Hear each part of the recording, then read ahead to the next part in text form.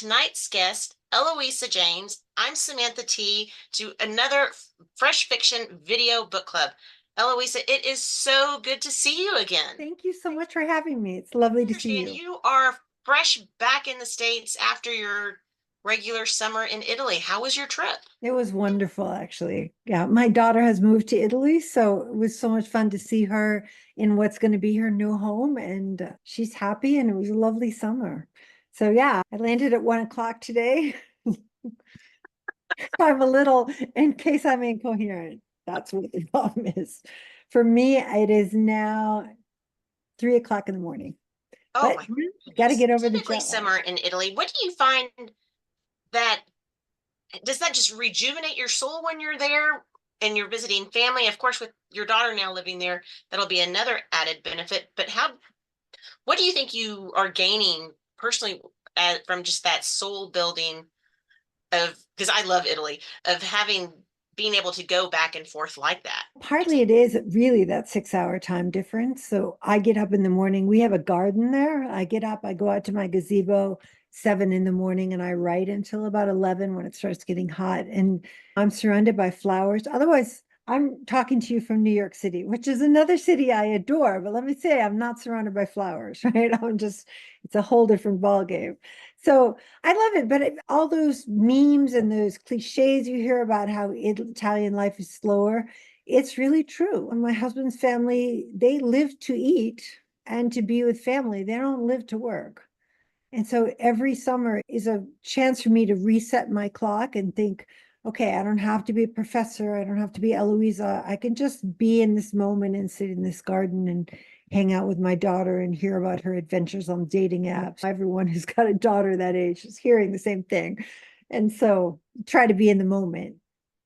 Part of the big thing with writing is you've got to get the words on the page and you can Yeah. always edit things later. But Yeah. with that, do you find that your writing style or process changes from when you're writing at home in New York versus when you're in Italy? I'm able to work more intently when I'm in Italy. I do most of my writing in Italy because during the year I'm a professor and I'm a Shakespeare professor. And so I have a lot of work. I have students, I have classes, and I have been running the English department for 5 years. So now, thank goodness, I'm done with my 5 year term. So when I'm there, I wake up in the morning and I go out and I work on it. And then I work on it the next day and the day after that. And one of the crucial things about writing is trying to keep the whole novel in your head so that where the heroine was on page one is still her on page 340. It hasn't migrated, which if you only write 3 pages here and maybe 3 pages the next week, I find it very difficult to create that continuity and also to remember the different ways that certain people in the novel speak. Otherwise, they can all start sounding basically Eloisa. They all sound the same because you got to remember everybody. With that, how long does it typically take you to put together your first initial draft? I say 5 months. 5 months? But then I do a ton of revising. Yeah. So my next book will be out. This book was just out. The next book will be out in April. So it's 5 months plus four revising like that. And like you said, when you're in New York, you're having to balance everything else that you're doing as a professor and running the department and Yeah. all of your other life. Yeah. Yeah. But It's a bit much. and with that, there's so much with your teaching on there, and they're very different sets of literature on that. Although there's also similarities, but do you find that when you are working on your novels in New York, that it's difficult sometimes to shift your brain between the different types of literature? Yeah, I don't. So I only write one kind. I really only write genre fiction. I only write romance. And so that's what I know how to write. When I'm teaching And Shakespeare, I was really thinking a lot about your day job. I always feel funny calling it your day job, but your alternate path there, especially with this book, because with Viscount in Love, I could not put it down when I started. okay. Uh, and the and I think one of the key things with me for this book was that dialogue and banter between Tori and Dom throughout. I think Mhm. about halfway through the book, I was like, it was one of those ones I'm just like, damn, this is really good. And knowing I was going to be speaking with you soon, I keep on thinking about, because with Shakespeare, right? That is one of the elements too, especially with a lot of his comedies, I think, where that dialogue and the banter and that back and forth just spurs the emotion and hopefully the laughter with that. So again, I'm wondering sometimes, okay, Yeah. are there elements crossing? Because like I said, Yeah, I no, was you're absolutely right. You're right. Here I am, right? I'm teaching something like Midsummer Night's Dream every year for the last 20 years, right? So the I teach people who are walking and talking in the past, but they're men and women talking and falling in love. And so I'll teach a scene, I'll teach it over, and I've learned a tremendous amount from Shakespeare, which is ridiculous to even compare. But on the other hand, if I wasn't teaching people walking and talking like that, I think it'd be a lot harder to write the kind of banter you're talking about, because that builds on itself like a play. In other words, one person says something, the next person says something, the next person, they have to build on each other. And frankly, that takes a lot of time. So I'm so pleased you noticed that, because a love scene, that can be fine. By the time you get around to writing a sex scene, you really know these people really well.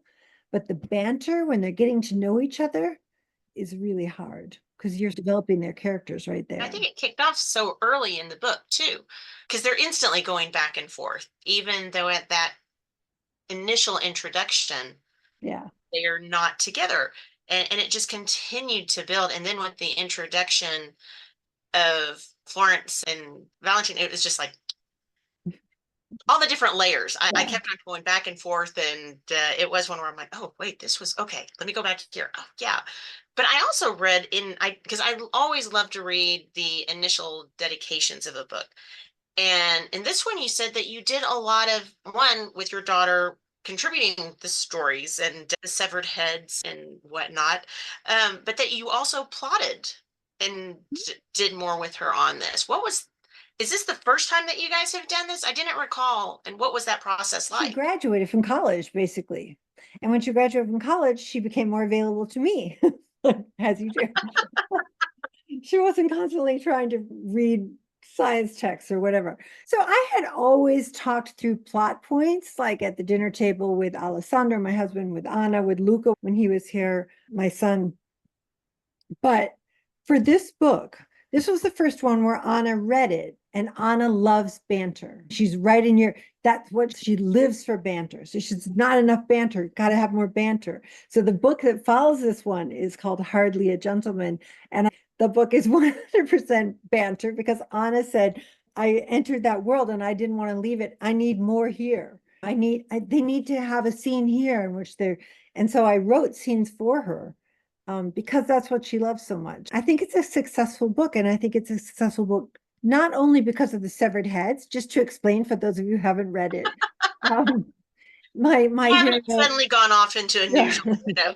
my hero inherits two quite eccentric orphans, one of whom, Florence, is writing a story about severed heads, and that story is Anna's story that she wrote when she was 8 or 9. And there's just two little paragraphs from it, but she wrote it on my cell phone, so you know how the cell phone kicks up stuff 20 years later, and it kicked that up at some point, and I was like, oh, look at that, because we'd been somewhere and she typed it in. So this book and the next one owe a lot to Anna, the joy of And so having were they children. just suggestions she was coming in? And you said that you've shared things in the past with the family, but was it different with this? Yeah, Did you have more because sit she downs? actually read it. Mhm. That's different than sitting around the table and going, oh, so my heroine's doing this and my hero's doing this, and what do you think would happen? She was always had lots of ideas about that. I should say she's completely obsessed by Bridgerton. So she had good training from Julie Quinn on the structure of romance, and The Fault in Our Stars. There's a lot of books that she's read like 15 times. Anne of Green Gables, starting way back. But this was the first book where she had time to read it.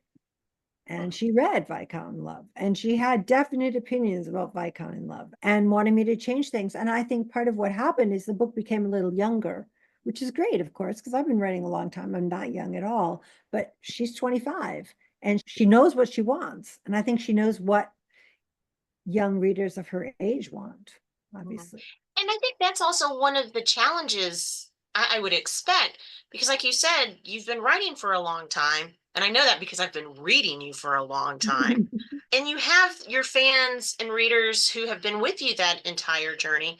And I know a lot of times I'm appreciating reading about characters my own age now in a lot of romances. That struggle sometimes of what are you doing to keep things fresh for your readers who've been on this long journey with you? It's, okay, here is my new take on it, or my new characters, my new storylines. And yet, what have you also needed to change because the industry has changed for those new or the new readers that are coming up and are first being introduced to you? I think I'm very lucky in that I teach 18 to 20-year-olds. Mm. Day in, day out. Those are the kids I teach. And because I'm teaching Shakespeare or I'm teaching whatever I'm teaching, advertising, you end up talking a lot about how they feel about the world. I teach Taylor Swift songs, for example. So you end up, how do they feel about the world? How do they feel about relationships between two people? And obviously, I've had to learn a tremendous amount as relationships have changed. So the way we all know how laws about consent, just people's comfort with levels of consent have changed tremendously from when I started reading. When I was reading, kidnapping was very sexy and fun. And then I was writing, it wasn't quite so sexy after a while. And then suddenly it was like, forget it. That's not. And I think I'm lucky because I teach those kids, I saw them changing every year. I saw them just as being part of a university, being part of university life, being part of the faculty sexual assault committee, stuff like that. Things changing constantly if you're with that group, because they're so, in some weird way, they're so unaffected by what came before. It's like they create their own ways of being. So, but yeah, that has been a big thing. I will say, I think that this book and the next book have changed a lot, and the book after it, which is also Accidental Brides, it's going to change quite a bit more. I'm almost done with that draft, and it is very different than anything I've written before. It's fun. It's hard. It's really hard. It's very hard to write, to stay true to my audience that loves walking into an Eloisa world, right? If you're in an Eloisa world, there's not going to be some terrible death. There's basically children are not going to die. It's the romance world, right? It's Romance Landia, but it's Eloisa's version of Romance Landia. So it's heavy on the banter. But to take that and move it into something that's now feels a bit more fresh, it's been a challenge for sure. And this book, this third book that I'm writing right now, Anna has ripped it apart twice. Like, Really? Mom, this is not working. And I've started over again. It's not working. I don't see, she's not an English major or anything. So she's very straightforward. I don't feel it. That's a terrible thing for an author to feel, but better her than you, right? Better her than the reader. Yeah, it's a learning process. If I don't keep learning, I'm just going to be calling it And I in. get that type of feedback too. And because that was always my deal in English classes, was when you're trying to interpret the symbolism and what other messages are coming through. It's like, I just didn't like it. Right. It's either resonating with you or it's not. And with so many of, at least for me, the romances that I'm reading, they are the escapism. I want to have that happily ever after. I want those feel good, even if I'm bawling my eyes out for some reason. You want that nice, cuddly, warm Yeah. feeling that the books bring to you. And I can understand that. Yeah, I'm just not feeling it. You're not getting there. It's not warm enough. It takes it to its core, right? It's not working yet. It's not, yeah, the Eloisa feeling isn't there. I don't like this guy as much. There's a million ways in which romance can go wrong. A million. And I don't read historical romances because my voice is very leaky and I have to stay away or I'll start sounding like Julia Quinn. But I read a lot of contemporary romance and I agree with you. There's a lot more challenging romances being written right now. And that's not where my voice is ever going to work because you can't write what doesn't work for you. Mhm. Poverty doesn't work for me. I grew up on a farm. It's never going to work. My people are always rich. Yay. That was one of our questions for our last book club of what's something that can take you out of a historical novel. And it was all of those typical day-to-day things of body odor and poverty and working plumbing and everything. I'm like, I ignore all of that. I want my world to be perfect. And even if all these other things were happening, that's not how I'm imagining it. Exactly. And my people have enough money that somebody is brushing their teeth every day, several times a day. Dental work, very not sexy. Yeah. So, yeah, I Hanging do. around with all the students and seeing how things are changing, even though your romances are historical and usually set in the Regency, because I also love your series that you set in the Georgian. But do you find that again with how novels have changed and what people expect, that you have also needed to change some of your historicals as far as that there's more messaging in them, or take some of the, because there's Yeah. some authors say, hey, I want to also make a statement with whatever cause is Right. important. Do you feel that's something you've consciously tried to do, or No, consciously even tried to stay that's away? not where I am. My books are escape. I teach ethical literature. Shakespeare had a lot to say about race. He had a lot to say about gender relations. And I teach that. And I think it's absolutely wonderful. That's a great thing that literature does. And I think it can be a great thing in many romances. It's not necessarily true in mine. I would say that overall, in my entire career, a level of respect and love between the male and female characters has been essential. So definitely feminist from that point of view. But I haven't written any books in which the woman is a cat burglar climbing up the side of a building. So I try to stay at least within the historical realm.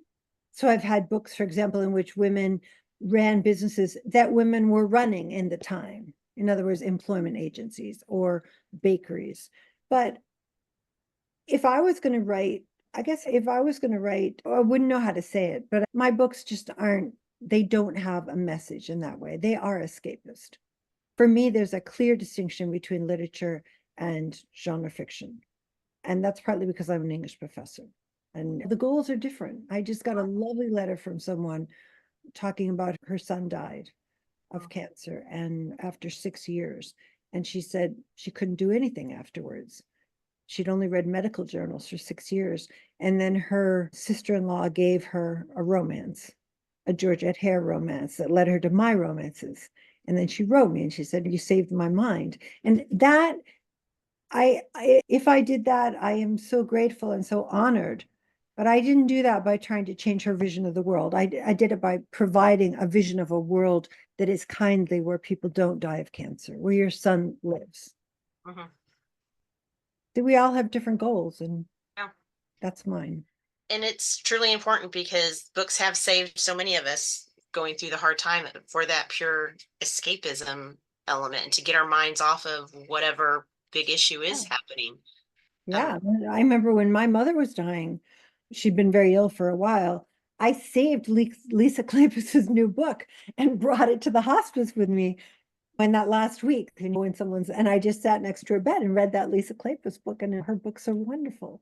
And mhm. so, yeah, Yeah. that was my, that was Did my, much the same. I needed them on really late night drives back and forth to my mom when she was going through things. So I get it. Yes.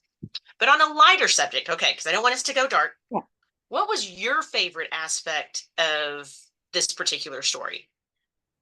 I have always loved the single dad trope, right? The dad who inherits the eccentric orphans is one of my favorite things. But that's one trope that I love. And then I also really love a trope where a hero is betrothed or engaged to the wrong person, and who he should be with is the younger sister. That's something that's been written by a ton of people. I love it every single time. And so I have that trope. And then the third trope, because of course this is accidental brides, is when people are forced to get married. So when I was thinking of this, I was like, I'm going to start a new series. And I just thought I'm going to put three of my favorite things together. I think some of my favorite scenes are the ones where Florence, Florence in particular, as this eccentric young orphan, she's testing her boundaries. She's like poking around, right? And the hero and heroine are trying to figure out around her, like, how do you deal with these children? How do you deal with children? It's different than when you have your own kid and suddenly they're a baby and you're dealing with them. Someone comes in your life as a fully formed person, even if they're small. Yeah, I really loved writing those scenes. They basically just wrote themselves. Florence Yeah, and I will say I've received a ton of mail saying those kids have to grow up and Yes. find their own romances. So we'll see. Yes, they need to make future appearances without a doubt. Yeah, I'm I looking want to at switch over to what we call our fresh fiction facts. These are a series of rapid fire questions, and I'm trying to come up with some new ones for you. Okay, Mhm. we'll see how it goes. Maybe this is an easy one. If you could go back in time and meet your ancestors, or would you rather go forward in time and meet your I want to go descendants? forward. Forward. I am so disappointed that we have not met aliens. I can't tell you. I read all the stuff about outer space. I was absolutely certain when I was 13, 14, 15 that we would have made contact, and we haven't. Definitely forward. Mhm. I'll Well, be glad if there's a world to go forward to, actually, and descendants of mine. That good would be point. good. Good point. And that was going to be one of my other questions. If you knew that they were real, would you rather encounter a ghost or an alien? So I'm guessing an alien, huh? Alien. Mhm. I'm dying. I love sci-fi and I read a lot of paranormal romance, and I've been reading a lot of witch romances in the last couple of years, as we all have been. So yeah. What is your favorite paranormal genre, I'll say? Witch, vampire, shifter, alien, all I of like them? Alona Andrews, for example. It's like a combination of magic. There's no aliens in there, but I really like magic. I really like women who have tremendous amounts of magic, like maybe even more than anyone else. That's my favorite. Like incredibly powerful women who discover, like Hermione, right? Hermione in Harry Potter. She's my favorite because she's just the best. That's fun. What is one thing that you think was ruined once it became popular? Ruined? Hmm. Trying to think of what would count as something being ruined. You mean like a book turning into a movie, or A book um turning into a movie or something that's no longer fun and cool like it was when it first came out, that like you love bell to dig out. bottoms? I mean, I don't know. I have to say, I'm like so slow on fashion that I'm behind the curve. I'm like, oh, look, that was 10 years ago. Now they seem cool to me, or whatever. I was just slow on a lot of things. I will say that I think that coffee shops used to be a lot more fun than they are now. Now they're so commercialized. But like when I was in college, you'd go to these little rundown places. You could sit there for hours. They would usually have a great chocolate cake. You could have really good tea. It wasn't so hyped up like Starbucks, costs a fortune. And Where it's you really had the nice big comfy chairs and yeah, they yeah, just really invited you to stay there for hours. And now it's standard plastic chairs table and yeah. And they're dirty and there's people trying to get in the bathroom. And yeah, it's just not as much fun as it used to be. what is one thing that you always forget when you're in a hurry? My keys. Yeah. Also, I'm really sick of saying, has anyone seen my phone? Yeah. I figured out a new thing. I actually have an iPhone. I don't know if you have an iPhone. I didn't know that I could say, um, Siri, where's my iPhone? And Siri will answer me. Did you know that? No. Yeah. So I can put my phone over here. I'm not going to do it right now, but I could put my phone over there. I'm turning it off. And I could say, Siri, where's my iPhone? And I will hear her answer me from inside the couch cushion. Try it. Convenient. Okay. It doesn't even have to be on. So can't be dead, but it doesn't have to be on. What was your favorite field trip that you've ever been When on? I was in middle school, I didn't have any friends. I was very unhappy. And we went on a field trip. This is so Minnesota, because I'm from Minnesota, to the IDS Center, which at that point was the highest tower in Minneapolis. It may still be, for all I know. And I didn't have anyone to sit with in the bus or anything. But I went there and I went around by myself. And I got myself some ice cream and I was happy. And I realized, you know what? If I get out of this small town of 2,000 people where I really don't fit in, I'm fine in the city. I'm really interested by what's going on in this city. I can just be happy by myself. So it's a memory of a field trip I've never forgotten. Wow. I love that. Oh, okay. I know that you did not have a TV when you were growing up, right? Yep. So what is the your favorite show that you discovered once you actually started watching TV or had a TV? So I tried to catch up on a lot of them during college. Um, so I tried things like that I'd heard about, right? That I thought were just had to be so wonderful. Um, and the thing is, in my imagination, they were a lot better than they were in real life when you're actually watching them. I don't know if you've gone back and watched Love Boat, for example. Have you seen that? I had the idea Love Boat was like incredibly fabulous. What is that island one? Oh, Fantasy Island. Fantasy Island. No, but the one where they're all on the little island and they sing that song. Oh, Gilligan's Island? Gilligan's Island.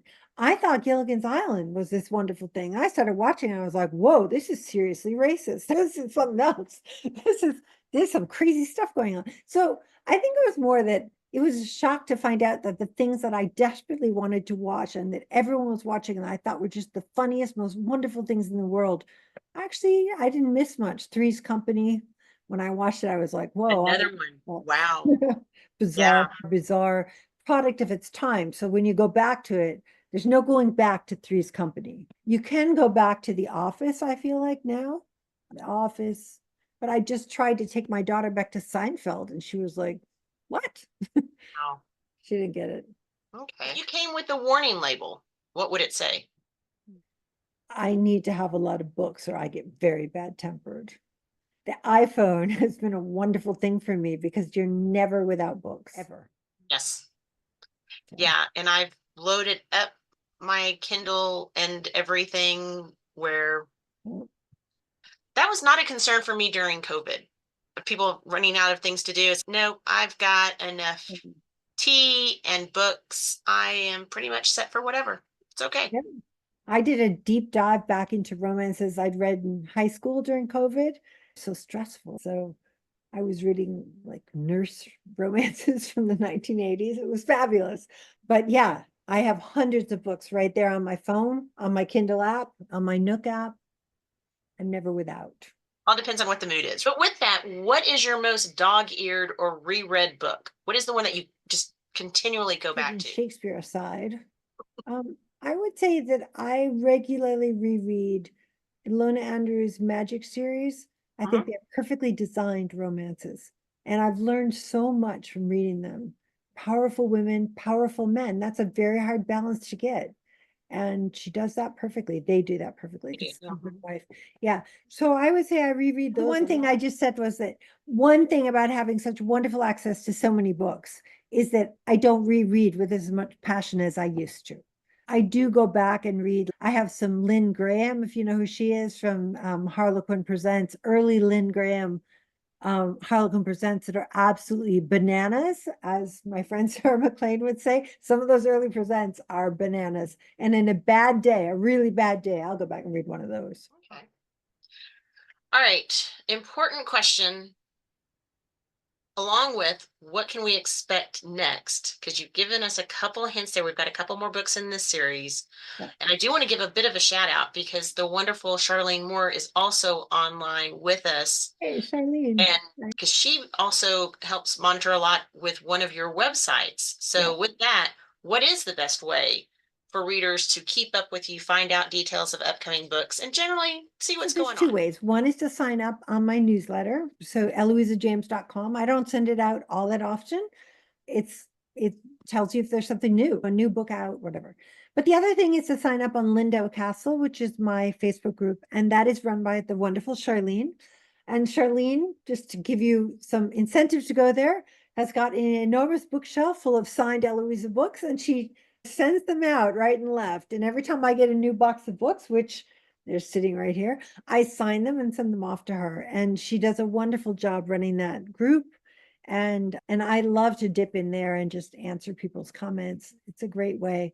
But if you want to ask me a question, just go on the website. There's a place you can ask Eloisa, and it'll come straight to my email. And it might take me a week to answer, but I will answer you. I answer all my email. So I'd love to hear from people. Eloisa, it was like always a joy to talk with you. And again, thank you so much for joining us today because I know it's a long day of travel. Like you said, it's essentially 3 a.m. on your biological clock right now. So thank you again for joining us. And for our readers, go ahead, check out her website, sign up for her newsletter. And those that have joined us in person now, stick around for the happy hour where you can ask Eloisa a question directly. Thanks, Eloisa. It's good to talk with you. Thank you so much for having me.